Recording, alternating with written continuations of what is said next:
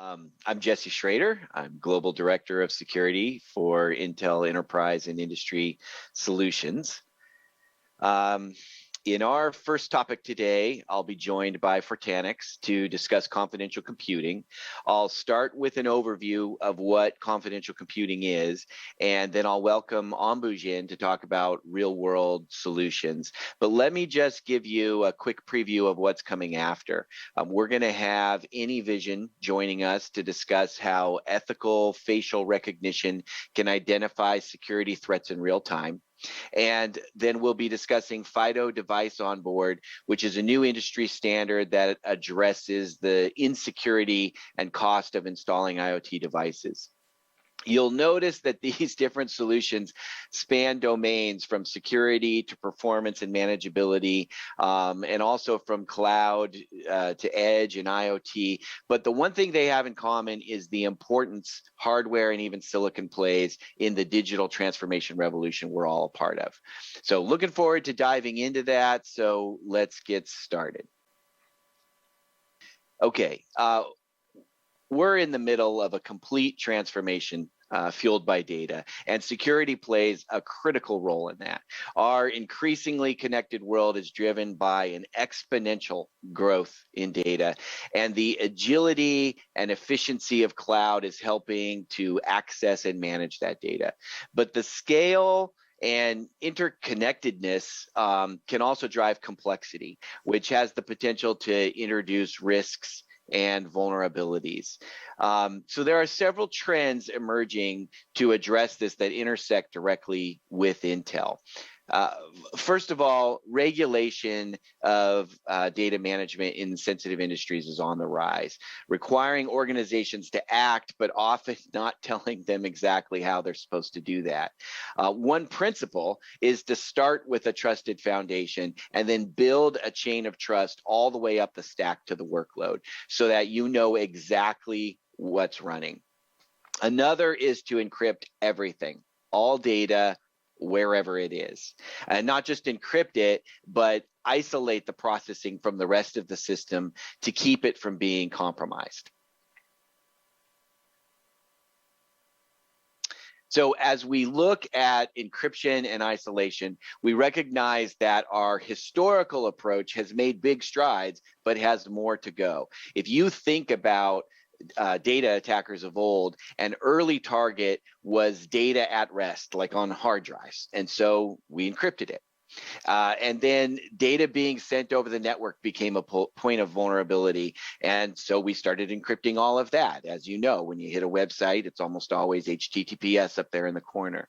But if you think about it, when something gets sent encrypted over the wire, it gets decrypted at the endpoint so that it can be processed. And while that processing is going on and that data is in memory, it's in the clear. So this is really the new frontier, encrypting and isolating that data even in memory. So what types of vulnerabilities are we actually talking about here? Most of this type of data access comes through privilege escalations, and these could be via malware or even malicious insiders that essentially utilize access via lower levels of the stack, the OS, VMM, etc. Think root permissions to gain access to the application data. And rather than like the never-ending whack-a-mole of trying to close every possible potential vector, what we'd like to be able to do is have a way to not have to worry about any of those. And so this is where confidential computing comes in with something called a trusted execution environment. This is a hardware enforced mechanism that allows the application to speak directly to the CPU and memory, bypassing the rest of the system stack. So even if the OS or the VMM are hacked, they still can't access the app's data. This gives us three big benefits. First, anytime the data is outside the CPU package, it's encrypted and integrity checked. So external snoops, even if they're privileged, can only see encrypted data.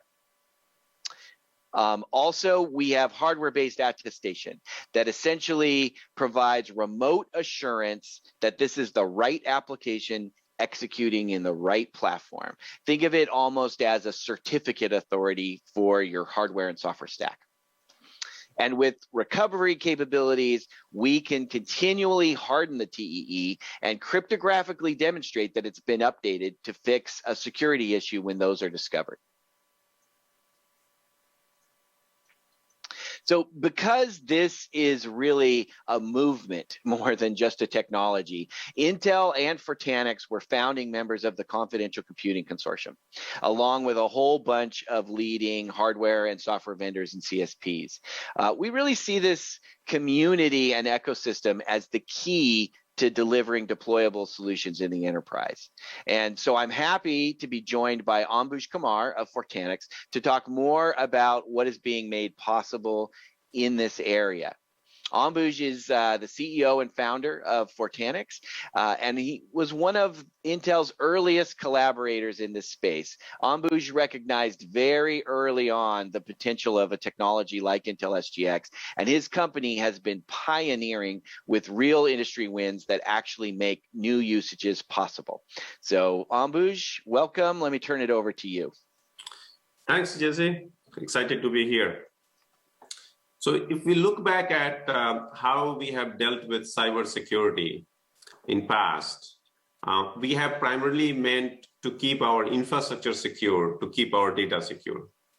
And with cloud adoption and companies adopting both public cloud as well as private cloud, data distributed across systems, services, storage, SaaS, it is simply not possible to draw a line around your infrastructure and try to keep that secure, right? There are just too many entries, too many exit points to effectively monitor that. So what that means is we cannot rely on keeping our infrastructure secure, right? So what can we do? So if you think about the goal of security is to keep data secure, right? Infrastructure security was just a means to an end. Then if you want to keep our data secure, then why not just start with there? So we call that data-centric security. And we need to recognize that securing infrastructure is different from securing data. And then the goal becomes, can we really keep our data secure without securing infrastructure? Is it possible for an organization or an individual to know that their data is secure even when infrastructure gets compromised? And what confidential computing does is it provides the hardware foundation, right? So that a user, a company, an organization can completely control, even in remote environment, even when it's not their cloud, all their data security without trusting the cloud provider, without trusting the software provider, without trusting the IT admins who are managing that. And that is a big breakthrough. So if you look at Zero Trust, it has gotten lots of attention, especially after executive briefing that happened earlier this year. And Zero Trust started 5-10 years ago when Beyond Corp was put in practice by several companies. And the goal of Zero Trust right now is that you do not trust your users, right? And if somebody wants to access some data, you continuously authenticate them, authorize them, make sure that they are making that access for legit purpose before allowing that access. But that architecture does not need to stop at user level, right? We can extend it to systems and software. So the true Zero Trust architecture that confidential computing provides is that if you are running an application, if you are processing a data in a system on a cloud, you are not taking anyone's word, right? You are not trusting the user, you are not trusting the cloud provider, you are not trusting all the software vendors. So just like earlier, you were continuously authenticating and authorizing your users before allowing access to data. Now you can continuously authenticate applications, right? So let's say that I submit my private data to someone to do some kind of, machine learning, right? And I'm okay with them processing my data to get some insight, but I don't want them to, misuse my data. Now, with confidential computing and what we call zero trust data security, you can actually identify what applications are processing my data, and you can ensure that your data will not be accessible by any other application. So there are only two things needed, right, from an organization to get to this zero trust data security. One is identity, right? So you need to tell us who are your users, which are your applications, what kind of data you are using, right? So SAML, LDAP, OAuth, AD, something like that. And then you need to provide us access controls that, hey, this application should be able to access this data, this application should not be able to access this data, and this data should never be accessed by any other application other than this in certain conditions. And then Intel SGX and Fortanix, they work together to enforce those things. And as Jesse said earlier, these enforcements are done in hardware, right? So even if your operating system gets compromised, even if somebody clicks on wrong link, even if somebody gets your root password and they have physical access, they cannot bypass those access controls. And this is simply revolutionary. So here is one example of protection of healthcare data, right? And this is really, really telling. So it doesn't really matter what kind of security you are using, what kind of firewalls, how many layers of defense you have in front of your infrastructure. If somebody gets to run a privileged process on a machine where your data is being processed, then all bets are off. So on the left here, we see a simple memory scraper application that anyone can use, right? Like even garage hackers can use. And what we are showing on the left is it's an application developed by UCSF. And this is a healthcare research team from UCSF. And what they did was they built this AI application called Massive Transfusion Indicator. And idea is that when a patient gets into emergency room, right, rather than waiting for diagnosis that might take a little bit, right, and then predict whether they need blood transfusion, you can look at their symptoms early on. And every minute saved there is potentially saving some life. So they look at all these symptoms, and then they can predict whether, what kind of transfusion is needed and start the preparation much ahead. So on the left, what we show is that application is running. And if somebody can run this simple memory scraping, they can look at the process ID, they can identify what memory is being used, and they can dump it. And you run simple, Linux processes like strings, etc., and you can find what is shown here as extreme secret key. It's just an indicator, right? And people can walk out with anything that your application had, any sensitive stuff that your application had. So not good. And then on right, we show, so this is before and after. So on right, we now run that same application inside enclaves provided by Intel SGX, right? And once the enclave is running there, what the hardware guarantees from enclaves do is they make it impossible for other processes to access any of the sensitive data from that process. So each processor is running inside its own secure, isolated castle, kind of, right? So now when the memory dump runs, it is not able to find anything. So you all see garbage, because the moment anything leaves Intel's CPU package, it's already encrypted.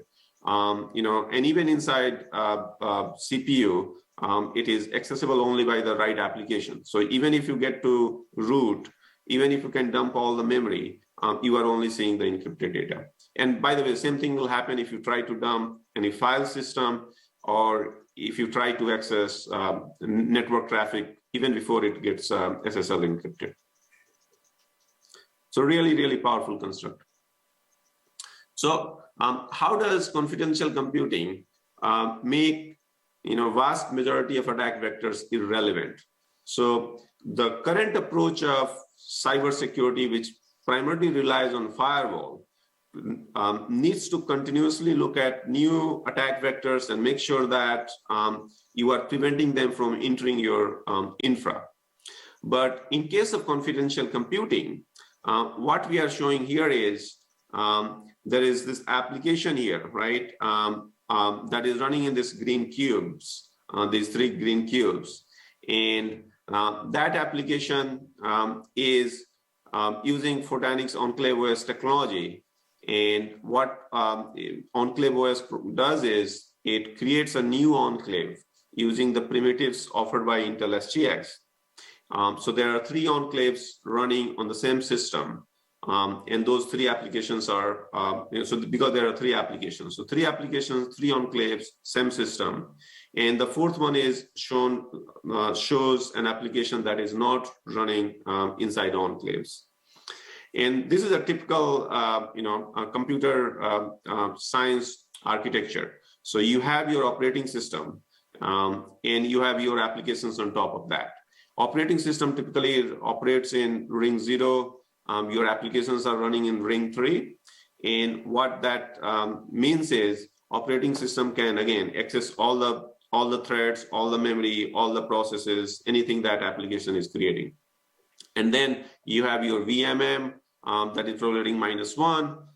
But as this architecture shows, Intel SGX is even more powerful, even more primitive, so to say, because all the software, etc., they run on top of the hardware.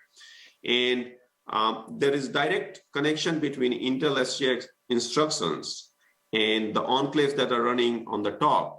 And but by doing that, you are bypassing this whole extra layer, right, of system component. So your operating system, all the drivers, everything that is running your system is outside your trusted code base. And it's really telling. If you look at Linux kernel, there are about 18 million lines of code, right? And the application that you are developing, typical application has maybe million lines of code, right? And then there are all these device drivers, all the, like literally hundreds of utilities, from printer spooling service to your email, service. And if anything goes wrong in any of those applications, not just yours, but anyone else's, your data becomes a sitting duck. And that's why we needed to, make sure that no bad actors got in. But with confidential computing, your application is running inside these enclaves. So even if those things go rogue, you are protected. And that is what we show here is as untrusted system component in the red cylinder, because you don't have to trust it. All you need to trust is Intel SGX, and that provides attestation, etc. So you can also verify whether the application is running there or not. So I know we have been speaking for a bit. Any questions, comments before we go to the next slide? Yeah, I have a question. What is the performance impact? Yeah, look, I mean, it runs at native speed provided by CPU, right? So our Enclave OS technology, it is simply taking some system calls from at the application and routing it correctly. In real life, we have actually one of our first products is called Data Security Manager, which competes with something called hardware security modules that were built using traditional hardware. But since our DSM uses latest CPUs provided by Intel, we end up running much faster than traditional hardware. Because in billions of dollars of Intel R&D, that is that is making CPUs faster generation after generation is spread across all the different use cases, and this Intel SGX and security just becomes one of the things that we benefit. So in real life, we have not seen any performance degradation, especially with newer CPUs. And as I said, in a specific use cases, we are faster than the traditional way of doing things. Well, and I'll just add, like Ambuj was talking about, if you took just a plain vanilla workload and you run it outside of an enclave and then you run it inside of an enclave, you will see a performance difference. I mean, there's a lot of extra encryption going on. We've done a lot to optimize that and speed that up over generations, but fundamentally nothing comes for free, right?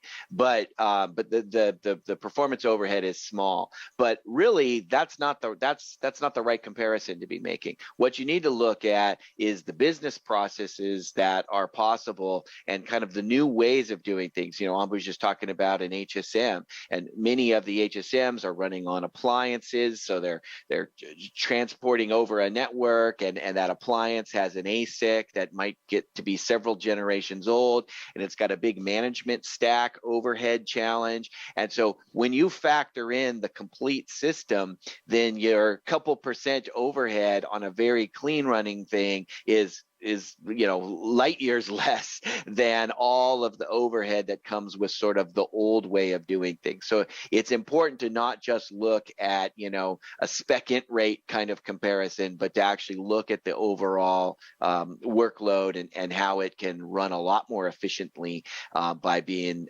protected inside of these enclaves and trimming out a lot of the silos and the network segmentations and things like that you might have relied on in the past. How is Fortanix handling the number of SGX attacks that already exist? More to the point, how is Intel handling them? I know there's a rumor of a new version of SGX, but no word of when that's going to come out. And a lot of these attacks basically invalidate use of trusted computing outright. You need many more controls in place. So when you say, hey, I got a trusted environment, and you're saying, I do not need to trust the operating system, I do not need the cloud, I actually beg to differ. I actually have to trust that all the right controls are in place to protect me from these attacks today. Look, trusted computing or confidential computing is a software security methodology, right? So it needs continuous improvement, and there are bugs in every code, and you can fix that. The goal is that if everything goes, on the best day, if you are not using confidential computing, on your best day, meaning that all your firewalls are passed, all your none of your 0 days are getting exploited, all your root users, all your IT admins are trusted, they have not clicked on any of the wrong link. On the best day, you are still vulnerable to these very, very primitive attacks. Anybody can do almost anything. They can walk out with almost any data. And all the network, all the privacy, all the security breaches we see in the news is because of that. On the other hand, using Intel SGX and confidential computing, now Fortanix has been in production for last 3.5 years. There are other companies using it. There has not been one single production instance of vulnerability being exploited in wild due to Intel SGX weaknesses, because the vulnerabilities that are reported in press, etc., they tend to be a little bit theoretical, right? And again, those are good things, and we should, we go back and fix those. And there are some that get, fixed by Intel. There are some vulnerabilities that get fixed by Fortanix. But even on its worst day, right, when confidential computing has some vulnerability that can be exploited in certain ways, it adds to your overall security posture. So security is never you do once and you are done and you never have to touch it, right? So it will require continuous improvement, right? But the goal of architecture should be that once you get to the point where you want to go, then what benefit does it bring? And in case of confidential computing, you can remotely verify what application is running on a remote cloud, right? You can control who gets to access your data. You can control what applications look at your data and all those things, which is simply not possible without confidential computing. Yeah. Just before you go, I agree with you that confidential computing, when it's not attackable, is a great thing. What I'm talking about is the current set of attacks against SGX. Outright, they already exist. They have been done in the wild. They've already been proven. And you're saying that those don't matter, but they do. They also, the inherent fixes for them down in the operating systems, down in the kernels of whatever you're using, also cause massive performance problems, especially on multi-tenant environments, where you have to do them because you can't trust your neighbor. So you're talking about a 100% trusted environment within an untrusted location managed by untrusted people with incredibly nosy and noisy neighbors. And in order to protect all that, I have to turn on all sorts of features that incredibly crater performance. So the whole goal of trusted computing, I absolutely get. I think it's a wonderful thing. The question is, how do we get there today? How do we get there with what we have today or what is coming down the pike that fixes these problems so we don't have nosy and noisy neighbors in a cloud? Those are my concerns. Yeah. I think what you're talking about is the difference between the perfect versus the really good. No system or technology can ever be 100% secure. We know that, right? Given enough resources and enough time, anything can be hacked. But Intel SGX closes a huge swath of known and potential vulnerabilities. And so it raises that bar significantly on what it takes to potentially execute a successful attack. So that's what you're looking at. You're looking at making it much, much more difficult. Some of the vulnerabilities you're talking about, first of all, Intel works really closely with researchers and in almost every respect, already releases updates for vulnerabilities before they're even disclosed. And this is kind of one of the great examples about its capability to be updated and then attest to those updates. It's about closing so many of those types of gaps that Ambuj was talking about that are just there all the time. Even on your best day, all of those vulnerabilities are there. And then continuing to harden it, I think there's been something like 27 updates or something like that. I don't know what the exact number is anymore, but as we update it, we're just closing more and more of those things in an already very, very, very, very tight lockbox. And so that's kind of the concept here. You never get to 100%, but you're light years further towards 100% than you were without the technology. Yeah. Jesse, and I think that's what I'm trying to understand, that part of so making a big claim about you can ignore everything else. It's like that kind of bothers me. It's like, well, no, I do need to do all those other things. This stuff, but it's sort of like, okay, other things have gone wrong, but even if these other 4 things go wrong, things are still okay in here because of how this thing works. And that's I'm not quite getting that yet. I'm getting a sense for it. I just want to hear a little bit more about exactly what this does and what it does do and what it doesn't do, so that I know the sort of parameters that I'm trying to deal with and what this thing is useful for. I'm not quite getting that sense of essentially the product market fit here of like, who exactly is this for and what am I using it to do, so that I don't bother the people who are dealing with firewalls and other stuff. So like, this is not for you. This is not relevant for your job. Great segue into use cases. So and product market fit. Yeah, so I mean, again, on confidential computing, If somebody like steals my phone today, they will not get my pictures out, right? Because my pictures are encrypted with keys that are derived from my PIN code, etc. And again, I'm doing great simplification there. In theory, AES can be broken. In theory, the implementation is broken. Who knows what? But the goal of data at rest encryption is that we take it for granted that hey, it's really, really hard, if not impossible, to get my pictures out by stealing my phone. So that is power of data at rest encryption. Data in motion encryption, same thing, right? We connect to our bank's website, data that goes from our browser there goes encrypted. So we don't have to worry about all the network providers, all the CDNs and undersea cable, etc. that carries the data because it goes encrypted. Confidential computing now fixes the third leg of this puzzle, which is keeps data encrypted during use.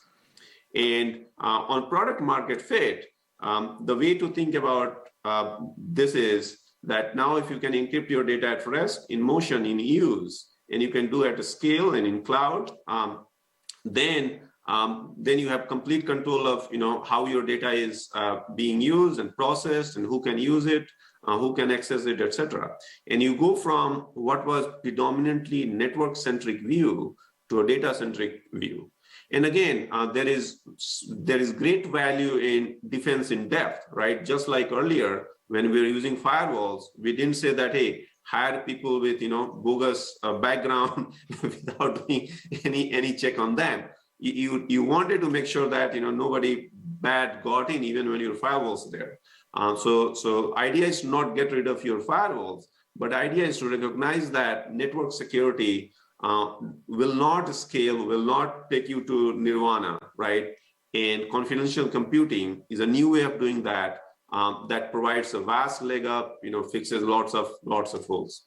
Yeah, this is a good one, right? So coming back to performance questions, right?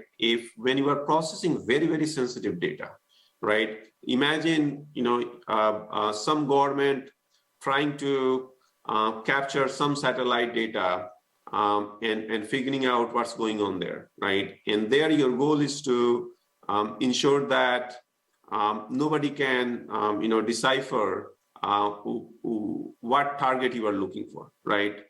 Because those are, very, very sensitive nation level things that must be guarded.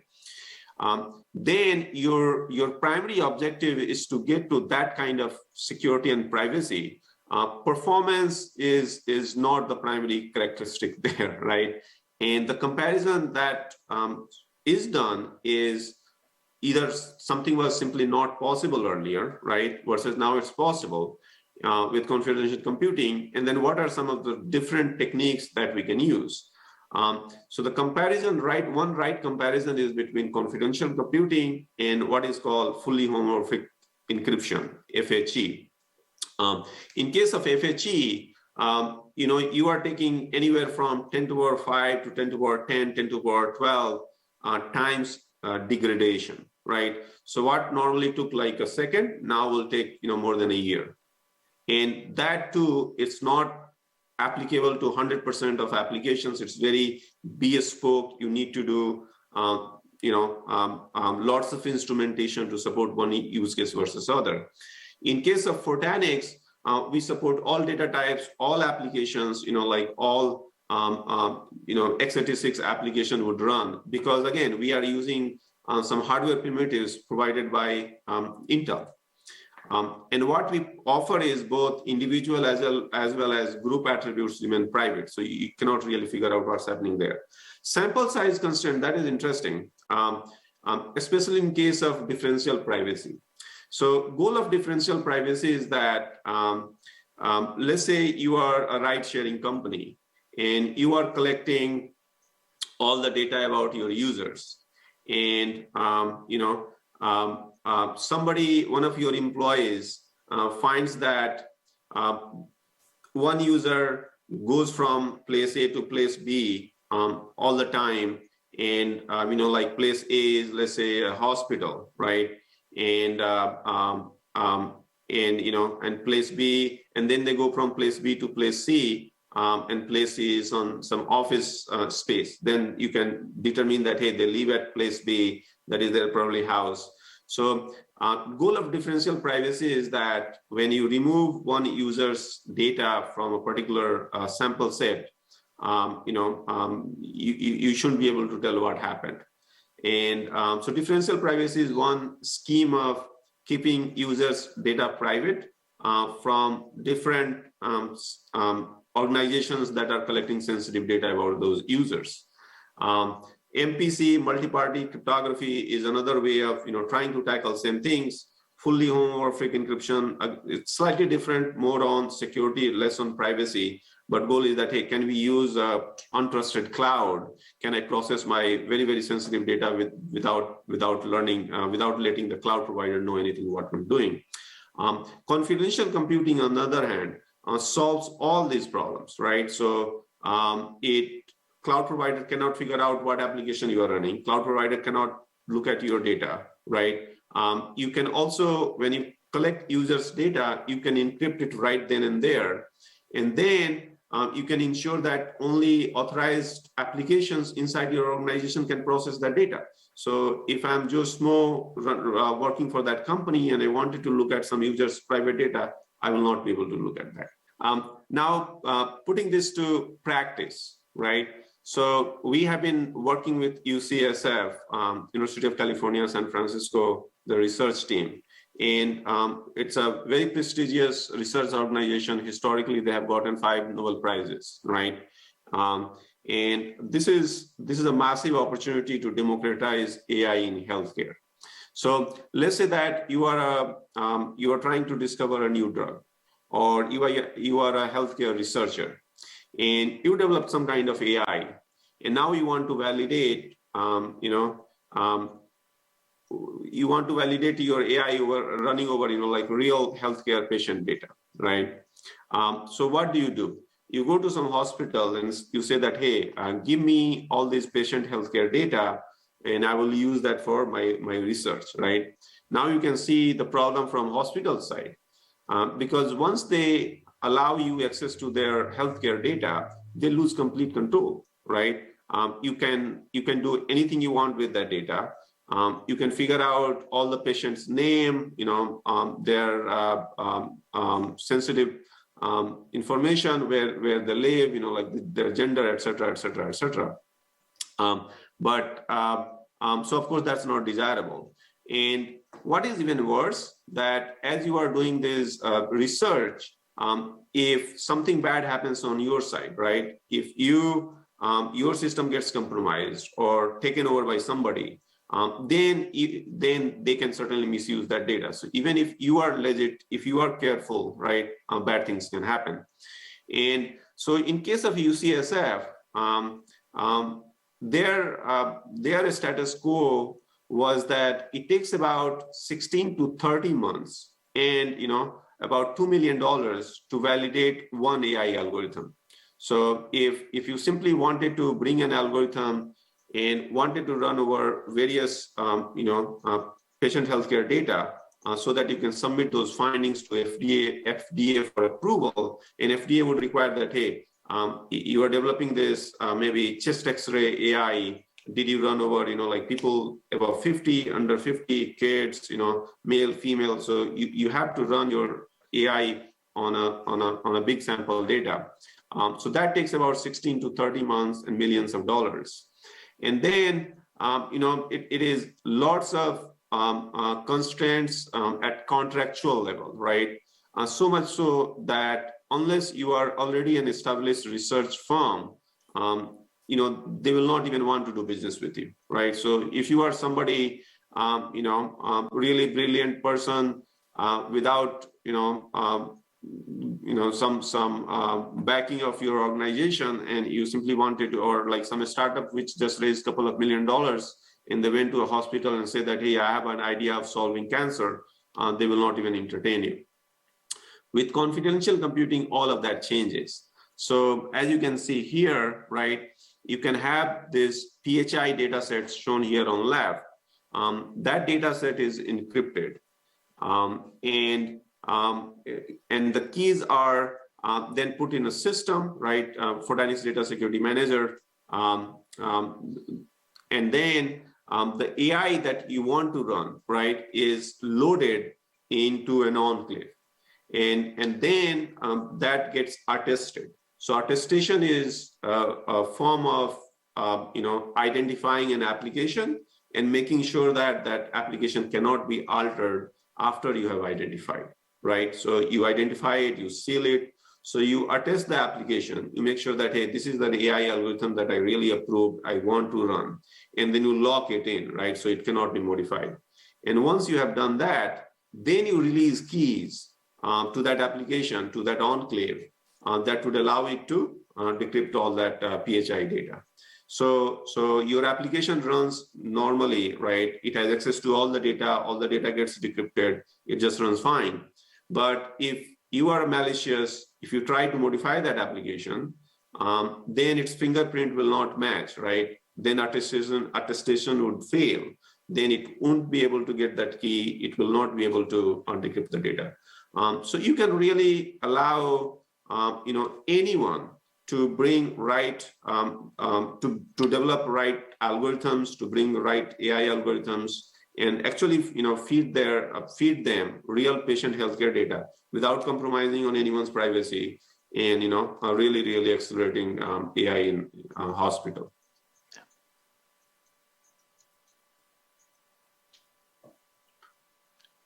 All right, so we've already had some great questions and good discussion. We still have some time, so we're free to take more questions and conversation on this. I'll kind of open it up to you guys to see if you have anything. If not, maybe I'll throw a couple of questions at Ambush. But anybody have something you'd like to bring up? So Jesse, there was a recent attack even this month against SGX. I just do not understand how it's protected, especially in a cloud. So everybody keeps on saying in the best case, everything is going well. Well, cloud is often the worst case. So the thing is, how are you going to use this to protect me in the worst case of being in a cloud where I have nosy and noisy and everything under the sun happen, including every hacker known to man in a cloud, because they're all there. And please talk to me how this is going to be fixed. Right. So it's a great example. There was just a vulnerability announced just the other day, and it's a great example of exactly how the process worked, because a patch was already released for that a couple months ago. And what's kind of cool is the control and the ownership is placed in the hands of the application developer, because they can, using attestation, they can verify that they are running their application in an environment that has been updated with the latest patches. So even they don't have to guess, right? It's not like they go to Microsoft and say, hey, am I on the latest one that's been patched against this vulnerability? And Microsoft says, yeah, trust me, you are. No, it doesn't matter what Microsoft says. They can verify cryptographically through attestation that they are indeed running on a system that's been patched against that vulnerability before that vulnerability has even been exposed in the environment. So it's a great example of how that process works. It's a constant ladder of stepping up against the latest and staying ahead of those. So Jesse, you're talking about the immediate operating system, and that's fine. If I'm in a virtual machine, you provide me a firmware update for the virtual machine, but that doesn't mean anything about what's happening down in the hypervisor or in another virtual machine in a multi-tenant environment. No, we're not actually talking about OS or hypervisor patches at all. We're talking about a microcode patch to the actual hardware, and that's the only thing that has to be patched. I agree with you, but the VM could never see that. Virtual machines never see what's happening on the bare metal. That is irrelevant, because even if VM does not see that microcode patch, you as an user or application developer would see whether that patch is applied or not. And that is the critical insight here, because then you can choose not to run that application on an unpatched system. And that's exactly what we did, right? Like as Jesse said, any complex system would require constant, constant development. Can someone email me exactly how you're determining what is on my bare metal hypervisor from within inside of a virtual machine when you can't access the hypervisor? Now, SGX runs even without, it runs on bare metal. You don't even have to have how it hypervisor. works, Jesse. I know how it works. It's not, SGX is down in the hardware. You're giving me microcode for the hardware. Yeah. But a VM never sees that microcode, never sees that version, never sees anything but what the hypervisor allows it to see. Yeah. Happy to share more with you, but I with respect, I think you're missing the point, which is that all of that stuff that you're talking about is irrelevant because the application is speaking directly with the hardware. The other stuff's not involved. The OS, the hypervisor, they're not involved. They could be patched, unpatched, vulnerable, compromised. It doesn't matter. They have nothing to do with the equation. The app is speaking directly to the hardware and it's skipping everything else. If you've got updated hardware, firmware, the low-level CPU package is up to date, which you can verify independently, then that's all you need. And that's the point here, is that these vulnerabilities in these other areas are irrelevant. So my question is, how are you verifying that? So it's simple, it is one API. Again, it's one API call away. You can run a simple RESTful API and or you can map it to certs, right? So in our case, just if you go back to the previous UCSF slide, the application, here, right? So you say that data transformation in secret enclave, the code shown there, it's making a call to what is Fortanix self-defending KMS, right? So so this application will say that, hey, I need access to key 1. Right. And so then Fortanix will ask, hey, who are you? Right. And so typically we use client-side cert to authenticate the application. Right. So client-side certification. So that client-side cert will have attributes that will indicate, what kind of SGX microcode, et cetera, is being used there. So in case of, let's say this data transformation and secure enclave is running on a system that is not patched, the Fortanix system on the other end will detect it and will say that, hey, I don't identify you anymore. I will not allow you access to that key. And so that happens, it is no different from, like using a password. Let's say you are using a 8-character password, and your organization says that, hey, today we'll use we'll enforce you to take 10 character password. Your password manager will start to reject those. So those are routine common things, and due to attestation, you can map the SGX microcode, etc., to client certs, and after that, it's a simple method of access control. And again, these are things that that are deployed in wild and are used by hundreds of companies. So it's not it appears very powerful and advanced, and sometimes we do feel that it's really complex, but it's not that hard. Well, and Ambush, maybe this is a good opportunity because one of the critiques about an advanced technology like SGX is that it can be complex to implement. And so I wonder if you could talk a little bit about what Fortanix is doing to kind of address that that challenge. Yeah. Maybe if you go to like 2-3 couple of slides on the use case.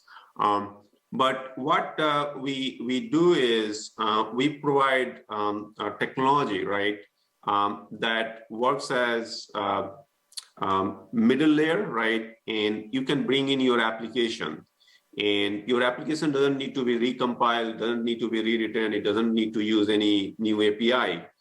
Your application continues to think that it's running on system like it was doing earlier, except that now there is that it's running in secure enclaves. So one of our Use cases is cloud deployment. And, as you asked, cloud is a big, attraction for confidential computing. So you can literally go today, right, on Azure Marketplace, click a button and get started with Fortanix confidential computing, right? You don't have to understand any nitty-gritty details of SGX. Similarly, one of our partners is IBM. IBM offers this SaaS service, IBM Cloud Data Shield, where you bring any container, that container runs securely. So it's really that simple. Yeah, that's good.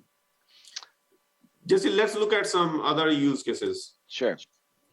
I don't know if you have guys, we have lots of examples of where this is getting used. I like this anti-money laundering one. We've got lots we can show. Ambush, you want to kind of give us a high level? Yeah. I mean, AML is, again, it's a regulated industry. Finance has real money, and they are also, these banks are prohibited by law on what they can do with your data, right? They cannot really cooperate with other banks because government is, concerned that they might do something, that will favor one class of citizens over the other and things like that. So it's tightly regulated what kind of data be shared between different banks. And in case of AML, right? I mean, we all know that after $10,000, some triggers start to beep. But what happens if somebody is continuously doing $5,000 transaction from one bank, $5,000 transaction from the other bank? You cannot, recognize that kind of transaction without sharing data between two banks and doing something. But how do you do that? And only that and nothing else.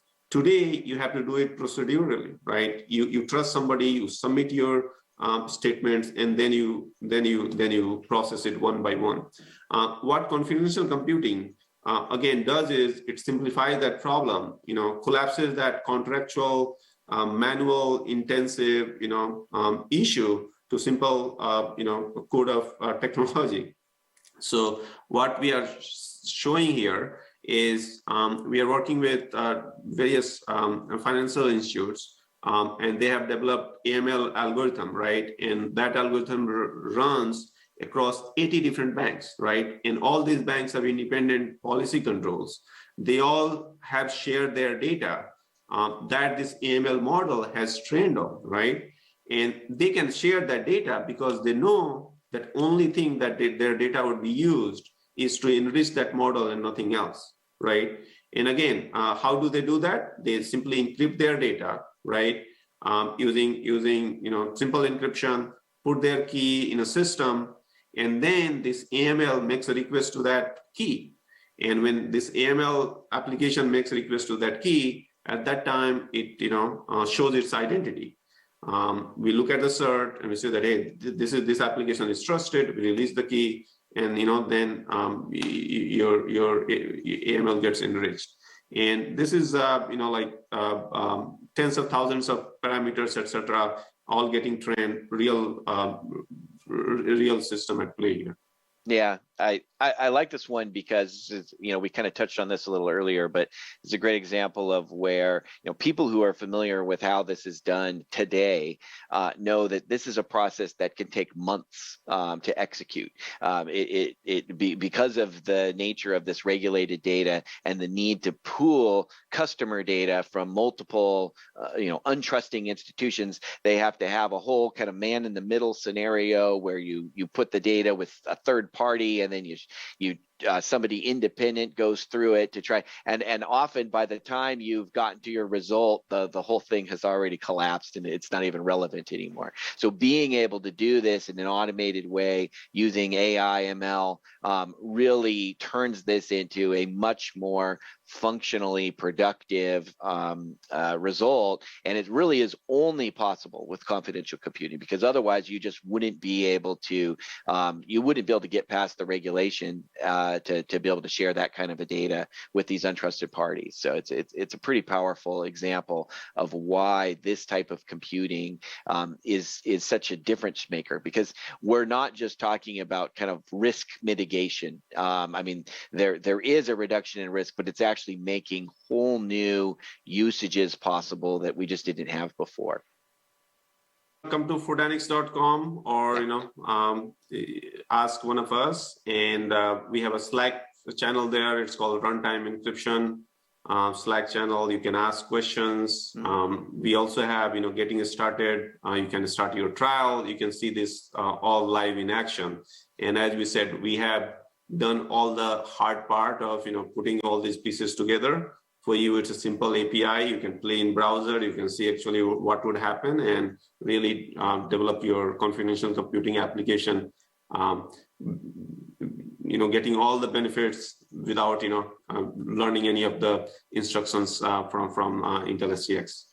Yeah, absolutely. And we did get some really valid questions about how we handle vulnerabilities. And I'll just make a plug. There's a great site to get more about that from Intel. It's just simple, intel.com/trustsgx. And that might be something good to check out to get more of a background on how vulnerabilities are managed and handled. So check that out.